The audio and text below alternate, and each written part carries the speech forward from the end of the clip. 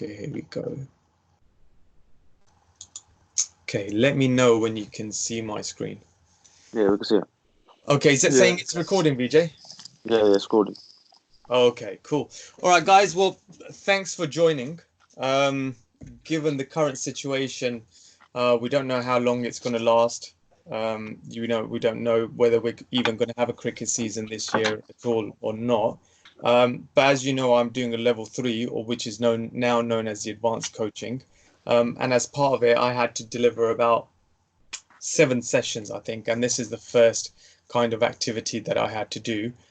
So I thought I'll kind of give this digital way of delivering this session. And it's quite theoretical, but you might go away and you might practice certain things in your back garden.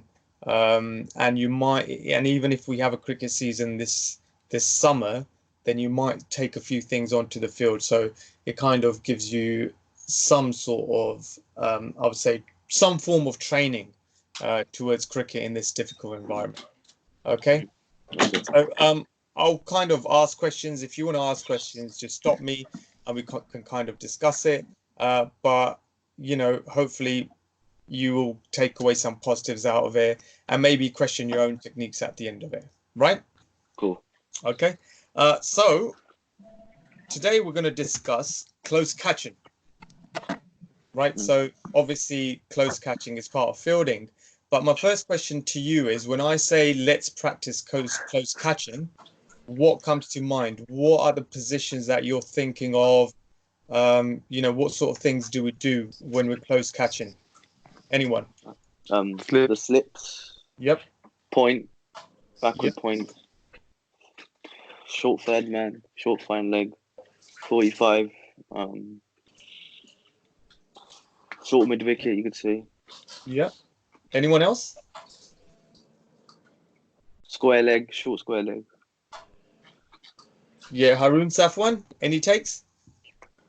Basically what he said. Okay. All right, cool. Yeah, that's a good start. So pretty much those fielding positions which are quite close, but I think VJ, you've been alluding to not just very close, but inside the inner ring as well. Yeah. Covers. Yeah. Yeah. So what you can see here, a couple of pointers which are defined by coaches. So basically, attacking fielding positions close to the bat, near the slip gully. A lot of coaches say anything which comes about waist high or lower as a catch is known as close catching. All positions within the field or the ring, the inner ring. And basically, it's pretty much an attacking position where, you want to stop runs of batsmen or batters. So, they predominantly talk about slip, gully, fly slip, leg gully, the short and silly points. Yeah. So silly points are obviously quite a predominant one as well, especially against spinners. So those are the kind of things coaches talk about, right? Now, my definition, right, after kind of researching all of this, comes down to kind of 2 or 3 points. My definition of close catching is any position within the inner circle or the inner ring, right? And the inner circle or the ring, any one position in that kind of in that area is an attacking position, because the whole idea is to stop singles. It's not about stopping. It's not about stopping boundaries. It's not about stopping doubles. It's stopping that single. So that inherently becomes an attacking position, right? So if you're in that area and you get a ball which you're able to catch, that is an attacking position, and that I call close catching as well, right? The third criterion kind of I have is that the time it takes to reach a fielder, according to my analysis, is between 0.05 to 0.53 seconds. Okay. So if a ball reaches a fielder in the air and it takes about 0.05 to 0.53 seconds, that fielder is in a close catching position, right? And the analysis I've done is all the players within the inner circle. Now, I can kind of show you very quickly how I came to that conclusion. Now, I didn't really use video analysis. I don't have the data kind of do that. But what I did was analytically, right? So imagine if you have fast bowlers, okay, Yeah. bowling 85 miles an hour, 90 miles an hour, and 95 miles an hour. Yeah. Yeah. And slips typically kind of stand 15 to 20 yards, right? So what I did was I did a speed is equal to distance over time analysis, and I kind of calculated that if a bowler bowled and it hit the batter's bat, and it went to slip, around 15 to 20 yards, it ranges the time it takes for the ball to reach the fielder in slips, gully, etc., ranges between 0.35 and 0.53 seconds. Yeah. Yeah? Makes sense? Yeah. Yeah. And you can imagine that anyone outside the inner ring or the inner field is definitely going to take longer than that, right? True. For the ball to reach him. Yeah. Yeah? So that's how long it takes. Now, imagine a spin bowler. Yeah, they bowl between 45 to 55 miles an hour. Yeah. Yeah. And then if you've got really close fielders who are like at silly point, who are only about a meter to 3 meters apart max. Yeah. Yeah. Now, if the ball hit the bat, okay, and usually they don't play hard shots when a fielder in slip catches a ball, okay. Obviously, the ball gets slower after hitting the bat. It takes about 0.05 to 0.18 seconds to reach the fielder. Mhm. Yeah? Yeah, that makes sense. Yeah. Right? So now, my definition of being of close catching is actually if the ball reaches the fielders between 0.05 to 0.53 seconds. Yeah? Okay. Okay. With me so far? Yeah. Yep. Yeah. Okay. So those are my 3 kind of pointers. Have to be in a circle. It's an attacking position, and the ball reaches the fielder in the air. It takes 0.05 to 0.53 seconds. Yeah. Okay. Now, just stopping you there. So, knowing that the ball takes 0.05 to 0.53 seconds, which is really, really rapid, okay, you need to be in these catching positions. What sort of qualities do you think the fielders must possess to be within the ring in a circle? What sort of things do you think they need to have? Reaction time, speed, Yep. agility, And maybe. coordination. Reflexes. Yeah, agility, reflexes, And coordination. hand-eye coordination. Yep. Okay. Good base. Good Maybe. base. Okay, right. What do you mean base? It's like position, posture. Yeah. Okay. Yep. Mhm. Okay. Well, yeah, pretty much, right? So, general qualities. Coaches talk about the body position, posture, as you said, reaction time. You need good reflexes, good hand-eye coordination, a good eye. They talk about anticipation as well, right? So reading where the ball's going to come off, the bat, what part of the bat, at what point during the stroke of the batter the ball comes off, etc. Right? So these are all very general kind of qualities that you guys have alluded to. But then more in-depth coaches talk about kind of different positions, different postures they need to be according to different positions, right? So Yeah. if you look at all the fielding positions here, and if you look at the inner ring, which is pretty much the green circle, yeah? Yeah. Do you think there's different requirements for different positions? And if so, why? So we know close catching is in the inner circle now, right? Yeah. So anything, so all this green area where my point is pointing to is close catching. But then you've got catchers who are really close. slightly away, and then right on the edge of the inner ring as well. Do you think they all have the same requirements, or they could slightly vary? It could vary, but No, Yeah, no, okay. no. It won't Yeah, vary a I'd lot say- though. It won't vary a lot. Okay, so but Yeah, VJ, it you won't vary a said lot, but it will it vary. will vary. Yeah, Think about it. what things will vary? Think about it. If you're silly point, you need a faster reaction time compared to backward point or third man. You have Yep. more time to react if you're there in the firmer positions. If you're closer towards the crease, you have less time to react to catch the ball still there. Okay. But yeah, that's about it really, I think. Okay. Right. Okay. Yeah. Yeah. Good. Fair point. A lot of coaches actually talk, but they don't when it comes to close catching. Okay, reaction time and all these things are requirements, absolutely.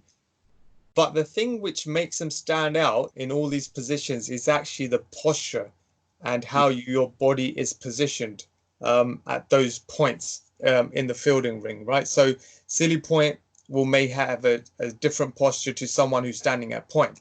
So these are the different kind of more specific kind of qualities that they talk about. So, for instance, certain coaches say that in the slip cordon or gully, your posture needs to be similar to that of a wicket keeper, right? Where they want to utilize their positions and hips so that they can react really quickly and possibly jump. Yeah. Yeah. So at point they say, walk in, get into a crouch athletic position, and so that Yeah. you can react really, really quick. Extra cover, again, you walk in, covers kind of a place where the ball kind of comes straight to you. You need to get into athletic position. So they actually say that your position varies according to the point you're fielding at, right? Yeah. But for me, I've come down to three factors which determine what your body position should be in those fielding areas, right? Yeah. Okay. The first thing is, depending on where you're fielding, which is the general area the ball's going to land in, right? Is it going to be waist height? Is it going to be chest height? Or is it going to be lower, very low to the ground? Okay. Yeah. So it makes sense. So Yeah. if you're in slip, predominantly where's the ball going to come? Maybe to your waist height. Yeah. Yeah. Good say that. And if you're at silly point, where it's going to be lower. Yeah. Yeah. Much so. Yeah, you're going to be lower, right? So Yeah. so obviously it depends. Your posture will depend on where generally the ball lands. Yeah. Secondly, the time it takes for the ball to reach the fielder or catcher. We've already talked about that, right? Yeah. Yeah. The third point is jump heights to retrieve the ball. Do we need to explode, okay, vertically or horizontally to retrieve the ball? Yeah. So if you're in point, gully, etc., if the general area is kind of body length towards the left or body length towards the right or body length above you, you need to be able to jump in those positions. Yeah. Yeah. So your body posture depends on all three of those points. Mm. Yeah. That makes Makes sense? Yeah. Okay, cool. Now, let's talk about those body positions, right? So let's look at very close positioning. So we're talking about within a few yards of the batter, right? So points like silly point, short leg, silly mid-off, and on. Okay. Now, we've already discussed the actual ball lands pretty low to the ground. Yeah? Agreed? Yeah. So Agreed. in this instance, our position should be very low to the ground instantly, right? When you get into that position, because that's the main area. Once the ball hits the bat, that's generally the main area the ball lands. Okay. And if that's the main area the ball lands, you wouldn't stand up to it because you need to get your hands very, very quickly to the ground. Yeah. And as you know, with very close catching at silly point, silly mid-off on short leg, the ball takes 0.05 to 0.18 seconds to get to that point. Now, if you're standing up, you've got no chance to get down to the ball in 0.05 seconds. But if your hand's already there, you've got a chance. Makes sense, yeah. Yeah? Mm. So the main aim is to be able to move your hands and arms within that very low position near the ground instead of moving your whole body. Because your whole body takes about 0.2, 0.3, 0.2 to 0.4 seconds to move, right? But if your hand's already there, you've got a chance to get to that ball. Mm. Yeah? And generally in these movements, right, when you're at silly point, short leg, silly mid-off and on, the movement, what we've seen amongst fielders, we're going to see these videos, they move, generally the movement is that the hips move lower. So they actually even go lower to the ground once they see the ball coming towards them, right?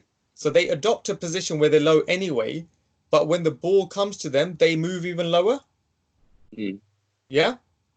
Okay, so I'm going to show you quickly a couple of, well, a YouTube video in regards to this, and you get an idea of what I mean, but why you need to be positioned low, and just observe where the hands are and the hip position is, okay, and how they move lower once the ball comes off the bat. Okay. Yeah, let me know when you can see the video. Yeah, can you see this YouTube loading? Yeah. Yeah. All good. Yeah, sir. Can you see it clearly? Yeah.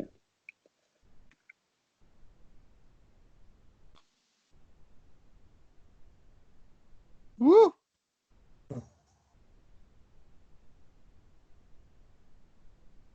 So watch the initial position, watch the hands, and just watch how they move lower after the bat comes off the ball. The ball comes off the bat, sorry. There. Yeah. Yeah? His right hand went lower, yeah. Yeah, so there's a few more.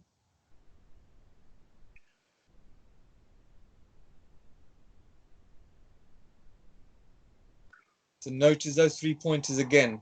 Hand position, posture, and how they move lower again.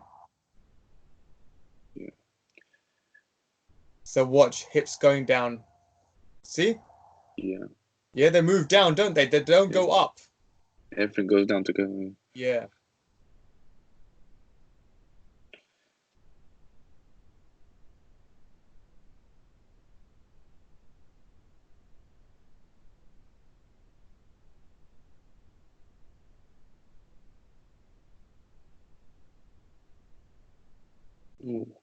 So even in this instance,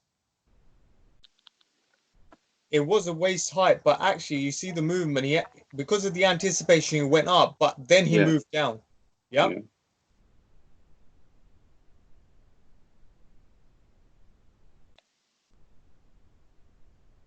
So he actually goes down. Yeah. Yeah.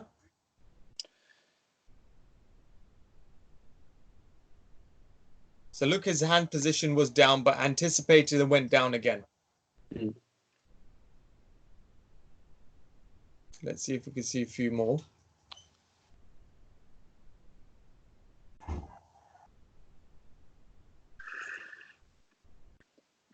See, his hands position were down. Luckily, it just went into his elbows. Yeah.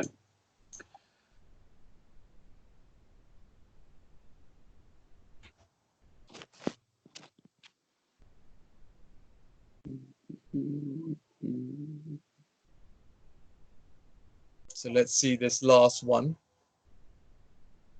Okay, that's a bit of an anomaly because it went up. But if you see, there you go. It's a good one. See, body's still moving lower. Yeah, everyone's hands position low. Look, anyone so close.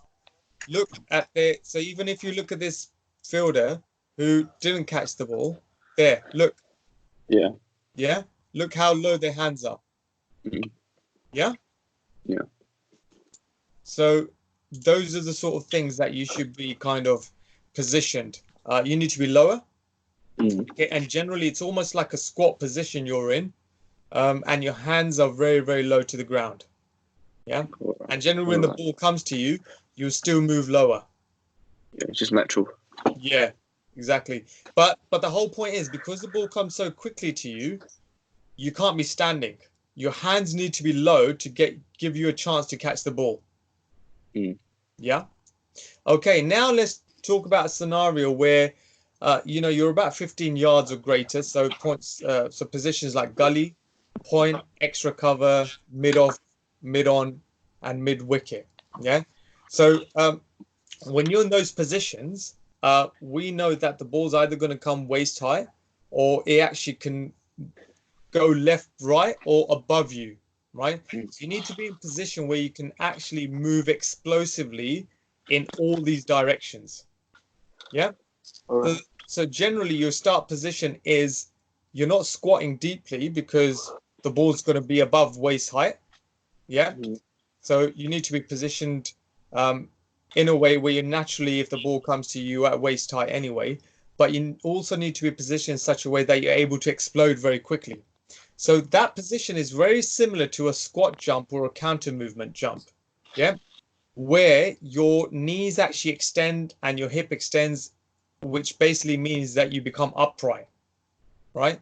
Anyone heard of the squat jump or counter movement jump? No. Nope. No, basically it's almost you're squatting. As soon as you squat, you jump, right? And it gives you greater jump height, right? Explosive power, basically. Sorry? Explosive power. Yeah, explosive power. Now, so we know we need to get into a position where we can explosively jump in all these different positions. Our hands, considering, the ball takes 0.35 to 0.53 seconds, do they need to be in a specific position? What do you think? Depends where it is. Or do you have enough time that, you can actually move your hands where the ball is going anyway? Yeah, you probably could do that. Yeah. Yeah, exactly, right? As opposed to where you're at silly point, where you've only got 0.05 to 0.18 seconds. We know our hands need to be in that area.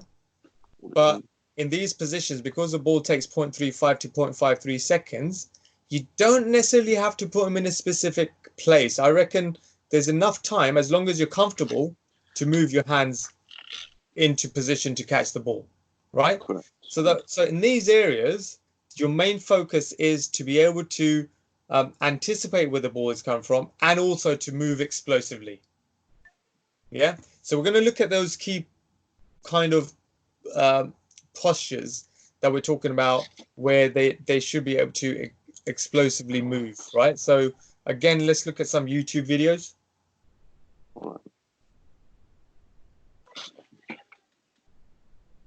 It decides to load up.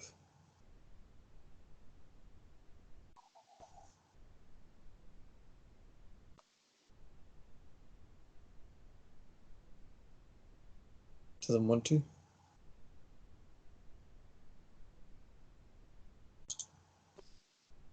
No. Okay, let's try copy pasting it.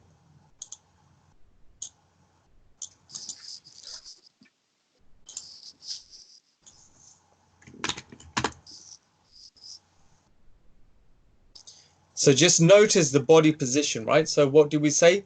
We're slightly we're not in a squat position, we're slightly higher, right? And we need to be able to kind of jump explosively, right? And just watch how the knees extend, i.e. they become straight to the whole body becomes straight. There, yeah? There you go.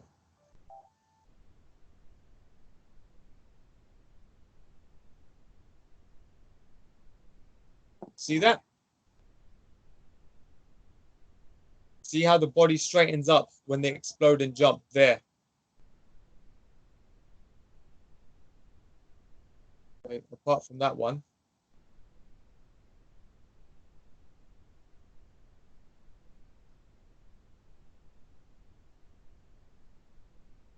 So that's a really good example, this one.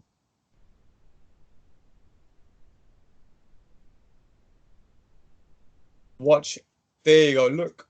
Whole body straight, you see? Yeah. Yeah? So watch how, look at his position. Okay.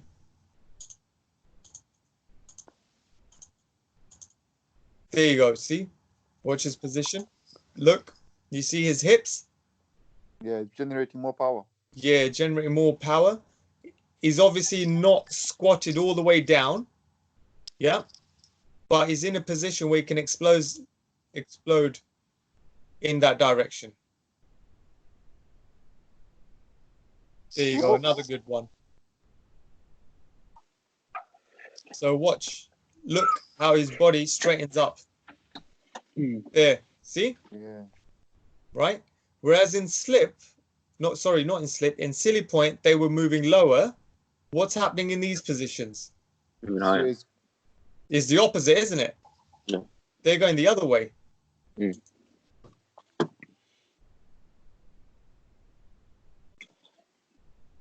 There you go again.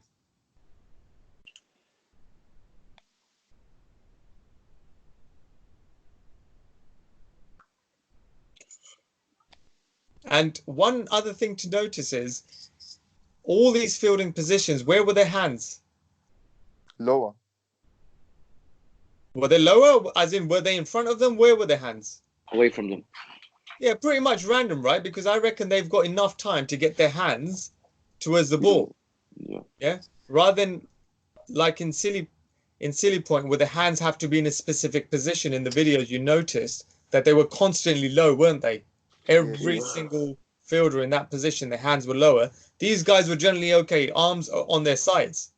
Mm. Yeah.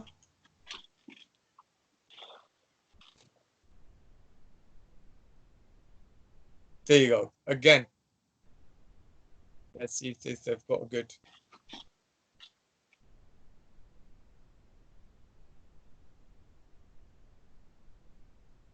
There you go. Look, see, exploding. Yep.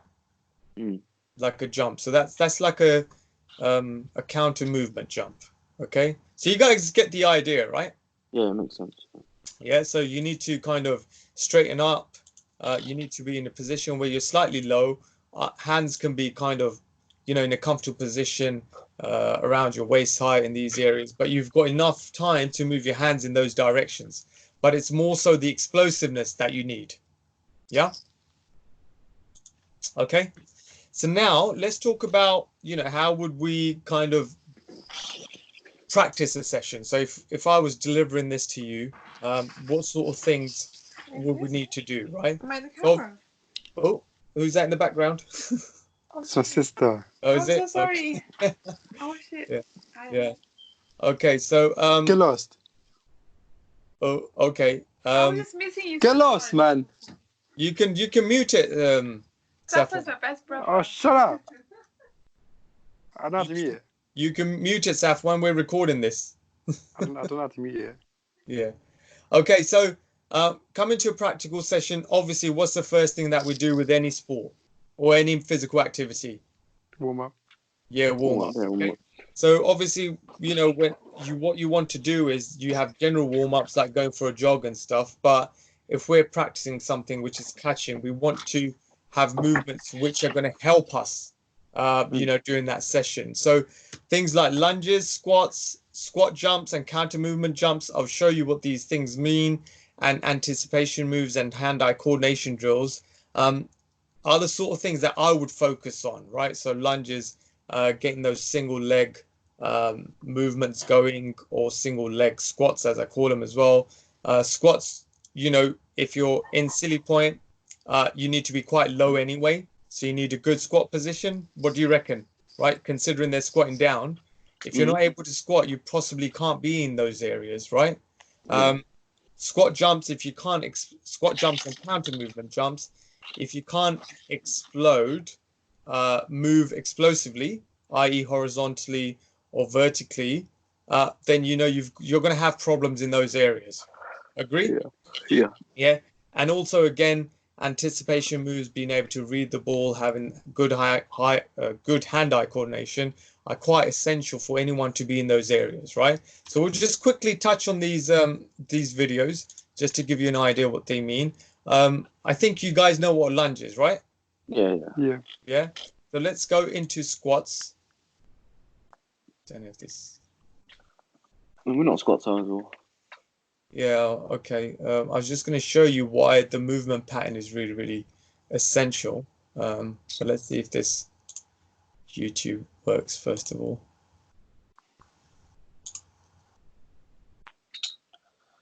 Oh, don't restart. Okay, let's see. Okay, what we'll do is we'll go into squat jumps, because I think squat you'll know what a squat is. You know what a squat is, but squat jump.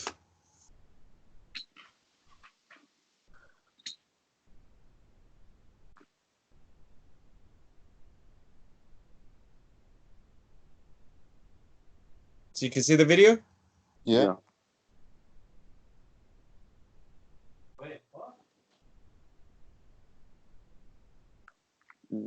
You're just gonna jump back up. I've seen this. Yeah. There. Yeah. So that's the movement pattern you're seeing in those fielding positions at gully and in the slips, right? Yeah. Agree? Yeah. Yeah.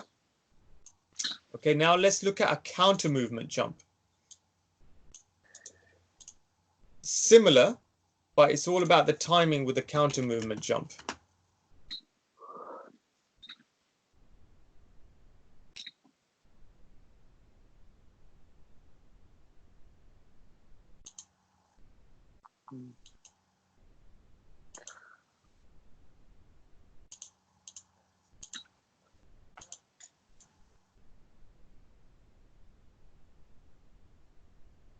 Okay, what do you think is the difference between a squat jump and a counter movement jump?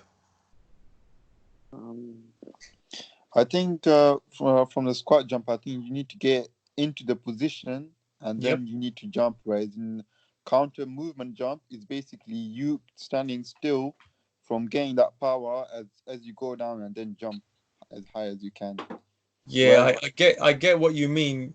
In the squat jump, you kind of get into a squat position, hold it, Yeah. and then you jump. Whereas in a counter movement jump, it's actually just one movement. You squat and then you jump explosively, all in one movement. It's just like that one flow that you go through. Yeah, okay, yeah, good. Yeah, so pretty much that, right? So what do you think those fielders are doing? Is it the squat jump or the counter movement jump? I think it's the squat jump. The guys standing at point, gully, and slips. Do you think it's squat jump or do you think it's a counter movement jump?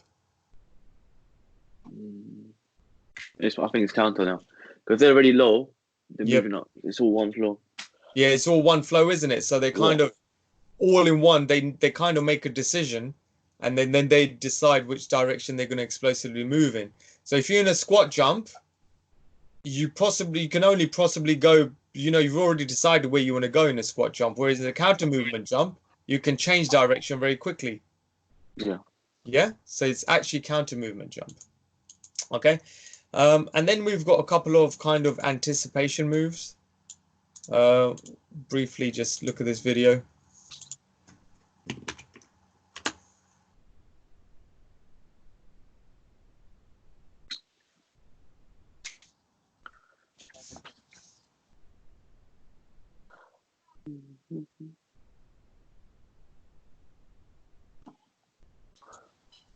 So watch this anticipation moves, right?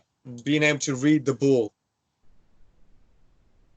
So look at these drills that he does. And that's essentially what happens, right? You're trying to make a decision of how you want to move explosively, right? And it's almost like, imagine a batter plays a shot. You need to be able to read it to explosively move in that direction. So these are a couple of drills that you can use to improve that anticipation movement. Yeah? With me so far, everyone? Yeah. I'm not boring you, am I? No, I'm just listening. Yeah? Yeah, So that it all makes makes sense sense. that all these sort of things. And then, we also need some good hand-eye coordination. So these are all the activities we would do as part of our warm-up. Because they all seem very specific to fielding in those close catching positions, don't they? Yeah. Yeah. So there you go. All right, mate.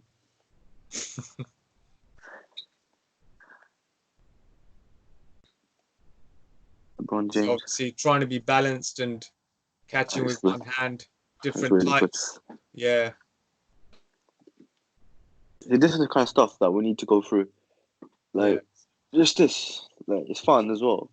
Yeah. And it's, So, but the whole idea is that it improves your performance, right? So look at this guy with one hand. He doesn't know where the ball's coming from. Yeah. He just catches and puts it down every Yeah. single time. And then, you know, juggling. Yeah, one hand. There you go.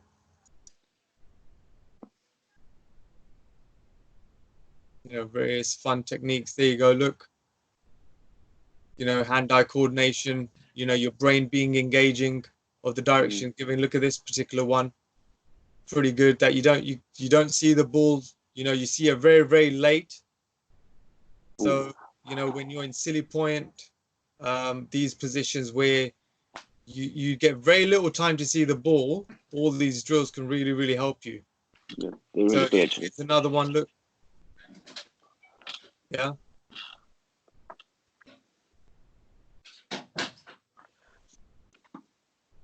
There you go. Look at this particular one.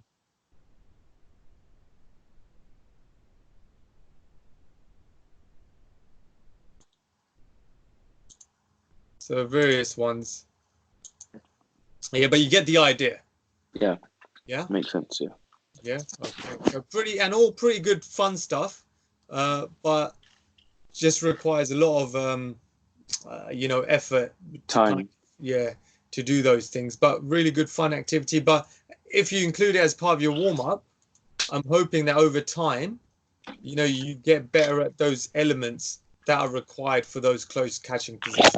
Yeah. Okay. So once we've warmed up, we actually want to practice the close catching drills. I've got essentially 4 brackets of kind of drills that I want to use. One is to replicate silly point, short leg catching off a surface. The other one is close slip catching off a catch it board. Then we've got slip catching off pacier balls, like off stump, like edges and nicks and stuff.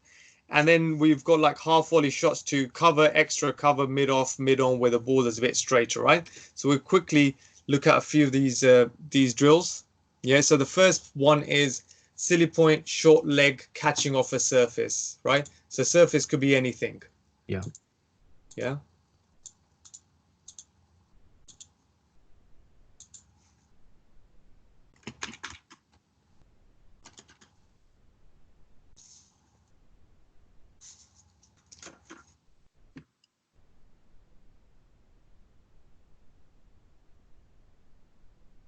Yeah.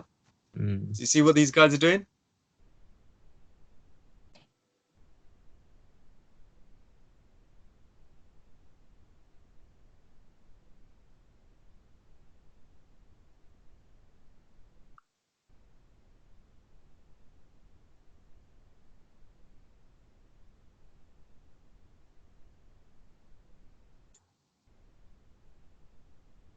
So just look at the drill.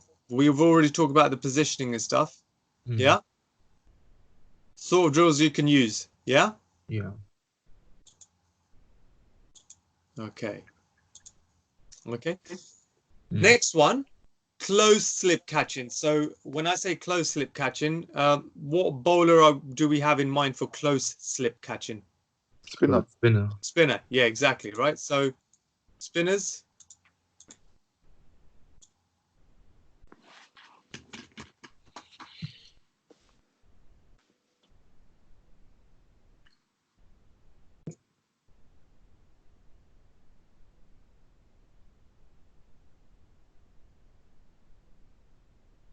Yeah. So again, very low. Yeah. Yeah.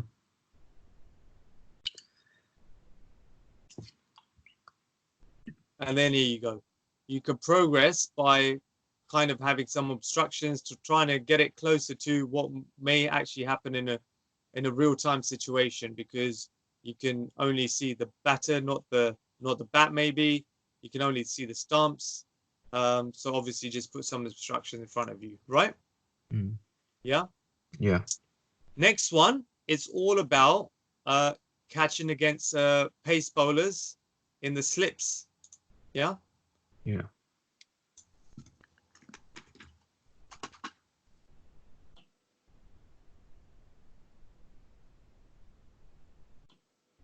VJ, are we still recording? Yeah. Yeah. So here we go. Look at this. Very simple drill. I've seen it before. Yeah. Mm.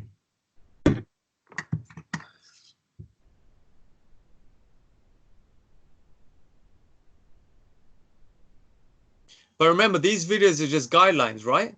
Mm. Just pause there. What else can you do here to kind of make it a bit more difficult and maybe progress it a bit more? What can we do? More I stuff. think more obstructions. Yeah, more obstructions. What type of obstructions can we have? Cones. As- or- Yeah. Okay. Bones, more, Yep. like I think there's a stick in the middle, so more sticks. Yep. Mm. You can Mm. actually have a batter there, right? Yeah. Giving Yeah. you nicks, giving you edges. Yeah. Or leaving. Yeah. Play for it and leaving it. Yeah. You can change the pace of the ball. You can use a bowling machine. You can do various sort of things, right? Mm. So you can kind of improvise yourself in on how you can progress with these drills. Yeah, get the idea. Yeah, it makes sense. Yeah. Okay, last one. It is kind of half volley shots. So get a batter to give you half volley shots as if it's coming to extra cover, mid off, mid on. Yeah, so these are pacier shots. I wasn't able to find a really good video, but I think you guys will get the gist of it when I show you a small little clip.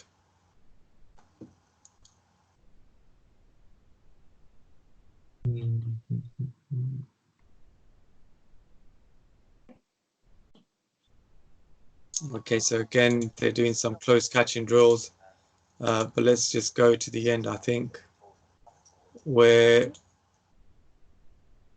so watch this, right?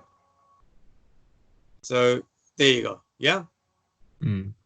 So you have a batter, someone's a feeder, and you hit some pacier shots to do those guys in those positions, mainly mid-on, cover, mid-wicket, etc., all these places, yeah? Yeah. Got the idea, guys? Yeah. Makes Yeah, so those four kind of drills that you can use, and then you can improvise yourself and progress it a bit more. We've already talked about how we can progress it. Yeah. You can change the speed of the ball. You can introduce obstructions. Mm. You can introduce a batter. Yeah. Play. Use bowling machine, different heights, different sort of things, and especially in positions where you're gonna be at cover, extra cover, mid off, mid on. Mm. Those are positions where you need to be able to anticipate the movement quite well of the batter, and having drills where you get into awkward positions and then explode doing the counter movement jumps. Yeah. Yeah, I think they're pretty good to do. Yeah. Makes sense, because you don't know, because you might have to go left, you might have to go right, you might have to go up. Yeah, you possibly have, you have to learn to practice to get into all those different positions, right? You can't just be exploding in one direction all the time. Yeah. Yeah, makes sense? Yeah. Yeah. Okay. So we're coming towards the end of the session. So just very quickly, I mean, when I look at kind of fielding, and we've talked about all these things, it's pretty obvious that we need to be pretty agile, right? So we need to be able to move very quickly in those directions, and the more agile you are, the better performance you're going to have at catching the ball or even stopping the ball. Now, this is a pretty much agility model, where actually kind of Young and Farrow, they kind of researched into it, and they came up with an agility model, and they broke it down into two things. So agility is all about decision making, i.e. in which direction you're going to move and how rapidly you can make that change in direction. It comes down to do those two things, right? So if you're looking at the decision making, you need to be able to anticipate. Yeah, you need to have visual scanning, pattern recognition, knowledge of situations, all these sort of things which may help you to kind of decide which direction you need to move in. Yeah. So if you are someone who's always been standing in slips, then you possibly have knowledge of the situation of, if the ball comes at a certain height, at a certain speed, this is the general area it's going to land in. I need to be in this specific position. Reading the batter, pattern recognition, visual scanning, constantly understanding what's going on in your surroundings, leads you to make a better decision in terms of which direction to move in. How rapidly you move in that direction is to what? Is technique.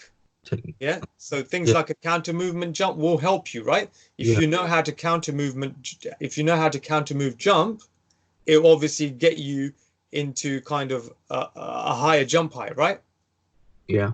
Obviously physical conditioning. So if you've got power, strength in your legs, you will be able to jump. So if you have more body fat compared to someone else, but you still have like quicker change of direction, what does that mean about the other person? Yeah, so the idea is, so if someone has more body fat, but they're able to explosively jump more than the other person, that's absolutely fine.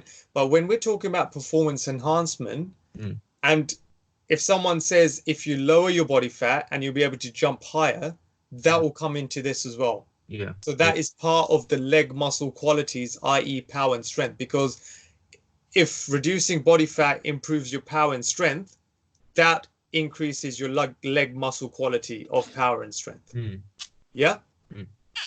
Okay. Yeah. So again, sprinting speed, all these sort of things, technique, etc., contribute of how quickly you can change direction.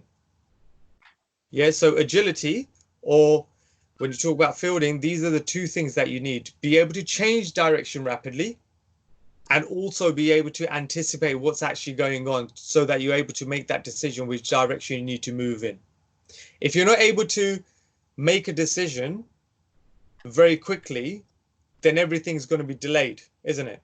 Yeah. Yeah. You won't be able to get to the ball as quick, right? So keep that agility model in mind when you kind of look at these things. So if you're in those attacking positions, you need to have good power, good strength, and someone who's able to read the game pretty well, right?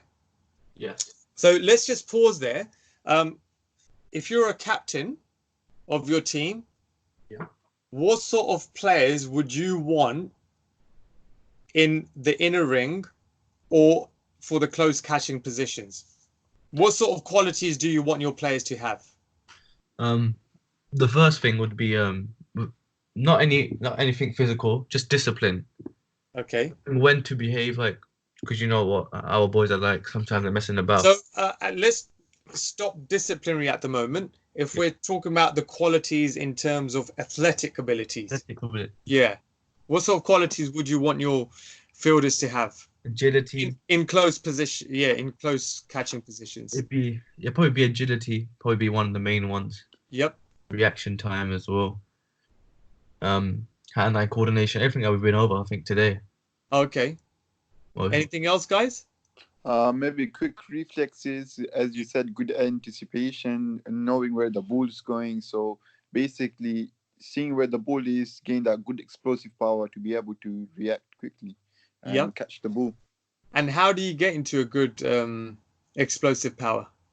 I think it depends on what the bowler is. If the bowler is a spinner, then literally he needs to go more into squat position. So basically, much more lower down. If he's like in a fast bowler in slip or gully position, then basically up to waist height squats. Yeah. So actually, body posture is pretty important, isn't it? Yes. It is. Yeah. So body posture is pretty important. So all these points that you've highlighted, good body position for me is quite important actually.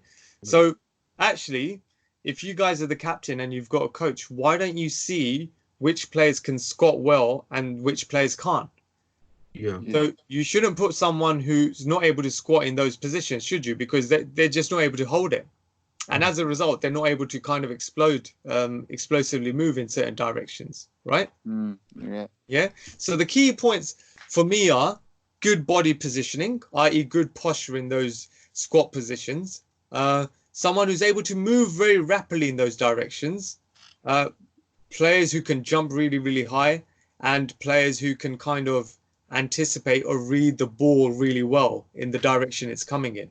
Mm. Right, so all these sort of things are the things you should really look for in players, right? And it's all part of the agility model at the end of the day, right? Because the agility model covers all those things. And if you want to improve someone to become agile, you have to work on all those individual things that we were talking about. Be able to read the ball well and be able to change direction rapidly. Yeah. Yeah. So this kind of close catching gives you an overview of the things to kind of look out for. Yeah. Why we need to kind of put our body positions in those postures. Yeah. Why do we need to squat? Why do we need to counter movement jump, etc., etc. We've looked at, you know, the kind of warm-ups specific to close catching, and also the drills that we can use to improve our close catching. Yeah. Right. So hopefully it's been a good session for you. Yeah. Any questions? No, I think it's all right. Yeah. Yeah, it's good. Yeah. I think you've got it all covered. Yeah. So hopefully you guys can get away and, you know, even talk amongst your friends, your players, etc., that, you know, close catching, these are the things you should be looking out for.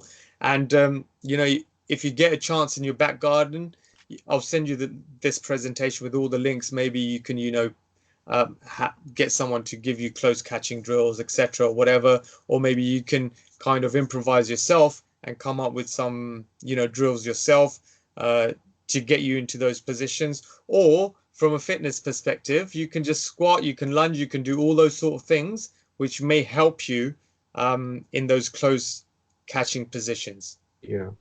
Right.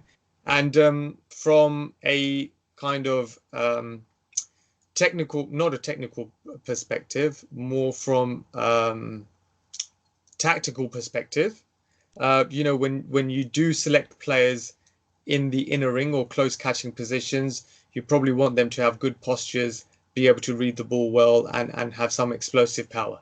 Yeah. Yeah. So hopefully this gives you quite a good view of things to look out for in close catching. Yeah, thanks. Okay. Well, thank you very much for joining. I'll send these out to you later on. Both of us. Sorry. Yeah. Yeah, and the recording as well. Mm. Okay. Right. Thanks for joining. All right. Thank you.